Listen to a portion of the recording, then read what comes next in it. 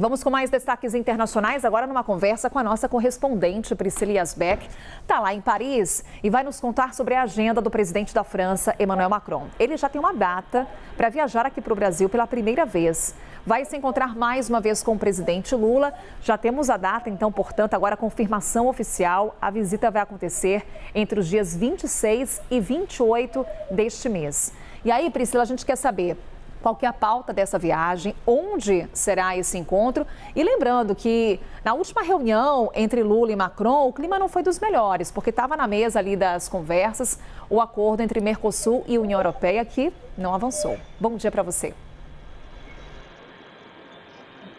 Oi, Carol, bom dia a todos que nos acompanham. Exatamente, então essa viagem acontece em meio a divergências, não só no acordo entre Mercosul e União Europeia, mas também em outros temas, como as guerras em Gaza e na Ucrânia e também a repressão à oposição nas eleições venezuelanas. O Palácio do Elyseu, que representa o governo francês, então divulgou hoje a viagem oficial e já está convidando os jornalistas a fazerem o seu credenciamento para essa viagem, portanto, oficializou que a viagem vai acontecer entre os dias 26 a 28 de março. O ministro de Relações Exteriores francês, quando participou do G20 no mês passado, já tinha falado que essa viagem aconteceria. A gente já tinha falado também aqui que essa viagem aconteceria, mas as datas ainda não estavam oficializadas, portanto, ficaram oficializadas nesse e-mail que foi enviado pelo Palácio do Elyseu. Vou trazer alguns desses temas, então, e as divergências que acontecem em cada um deles. Então,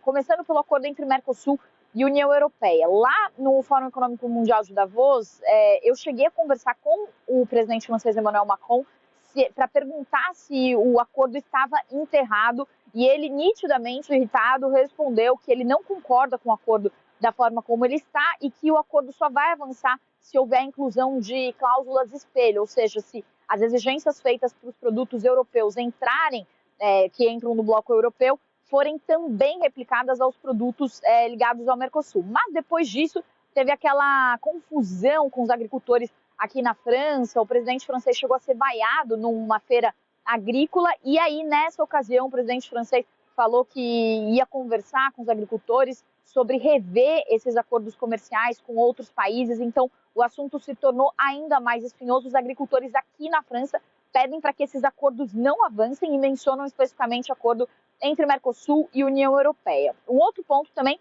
são as guerras. Então, começando pela guerra em Gaza, a França, desde o início, condenou veementemente os ataques feitos pelo Hamas. O Brasil também condenou os ataques, mas desde o começo o governo brasileiro falava que esse conflito é um resultado dos anos de ocupação israelense em territórios reivindicados pelos palestinos, e mais recentemente o presidente Lula deu aquela declaração que causou muita polêmica, falando que a ofensiva em Gaza se compara ao Holocausto. Então, os dois países também têm visões divergentes sobre esse tema. Sobre a guerra na Ucrânia, as visões ficam ainda mais divergentes. Então, o presidente Lula já falou anteriormente que não concorda com o envio de mais armas à Ucrânia pelos países europeus, porque acredita que isso prolonga a guerra, enquanto a França tenta liderar um esforço na União Europeia para o envio de mais armas aos ucranianos. Isso foi muito reforçado conforme a guerra completou seus 2 anos. Inclusive, o presidente francês Emmanuel Macron chegou a falar que não se descarta a hipótese de envio de tropas terrestres à Ucrânia. Isso causou um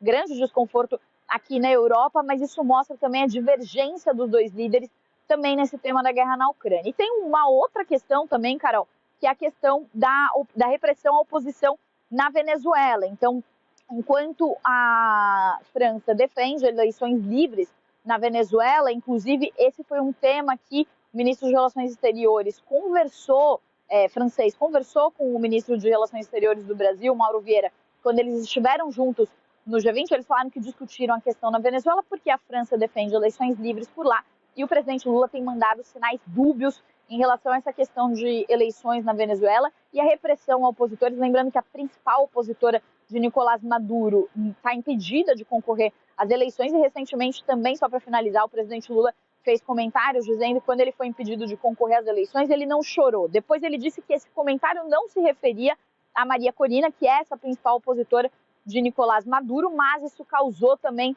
um grande desconforto. Então é um outro ponto também que pode ser tema aí das conversas e que pode gerar divergências. Os dois, então, as duas diplomacias têm falado que o foco serão os temas bilaterais, a agenda Brasil-França, o ano da França no Brasil e o ano do Brasil na França, que vão ser realizados em 2025, para esconder, de certa forma, também essas divergências nesses temas importantes. Volto com você, Carol. Assunto e divergências não vão faltar, tá? E a Priscila Yasbeck nos contando um pouco desse roteiro. Obrigada, Priscila.